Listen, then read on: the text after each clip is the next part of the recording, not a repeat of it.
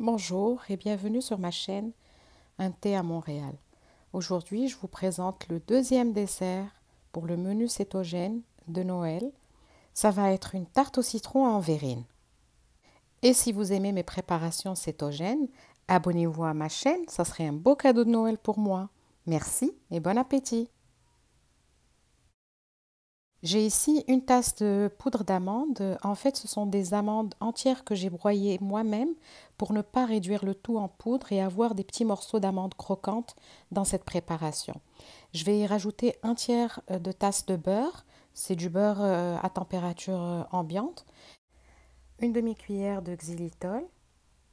Un petit peu de vanille à votre goût.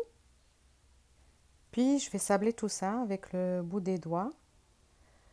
J'ai un œuf battu à côté et je ne suis pas sûre de devoir le mettre en entier. On va y aller selon la consistance. Je rajoute l'œuf à ma préparation, puis finalement j'ai eu besoin de la moitié de cet œuf pour avoir la consistance désirée. Ensuite, j'ai recouvert une plaque qui va au four avec du papier de cuisson. Puis je vais y mettre cette préparation en pluie pour avoir une espèce de croustillant en petits morceaux qui a une ressemblance avec des céréales. Regardez comment.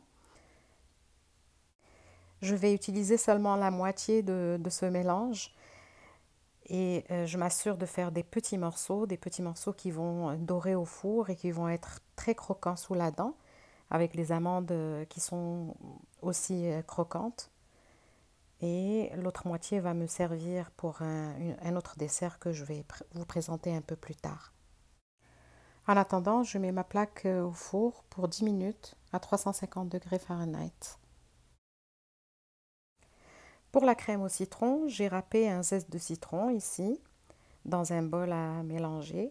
Je vais rajouter le jus de 3 citrons, ça donne un petit peu moins d'une tasse. Et je vais y rajouter une demi-tasse de xylitol. C'est beaucoup, mais ça va balancer avec l'acidité du citron. À ça, je vais rajouter une tasse et quart de beurre en morceaux, température ambiante aussi. Je vais mettre le tout dans une casserole pour donner le temps au beurre de fondre et que le mélange soit assez chaud. Entre-temps, je vais avoir mélangé 3 œufs entiers plus un jaune que j'ai bien battu au fouet et je vais rajouter cette préparation petit à petit pour ne pas faire cuire les œufs. Puis je remets le tout dans la casserole. À ce moment-là, je vais aller retourner sur un feu très doux et je vais faire cuire ce mélange jusqu'à obtenir une crème épaisse, semblable à celle qu'on peut trouver dans une tarte au citron classique. Regardez bien la consistance qu'on obtient. Et n'oubliez pas qu'en la mettant au frais, elle va se raffermir un peu plus.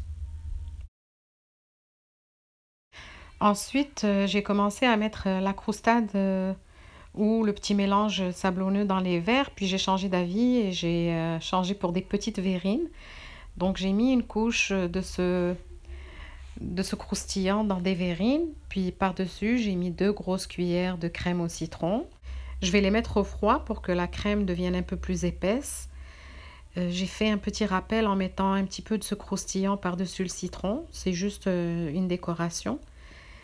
À l'heure qu'il est, j'en ai déjà mangé une. Je peux vous garantir que c'est un pur délice et on n'a rien à envier à une vraie tarte au citron.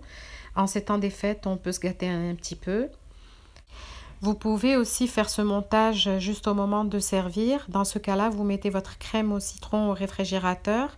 Comme ça, vous serez sûr de garder le croustillant de la petite couche que vous allez mettre en dessous. Voilà, c'est fini pour le deuxième dessert. Je vous en ferai un troisième probablement demain. J'espère que vous avez aimé, que vous allez l'essayer.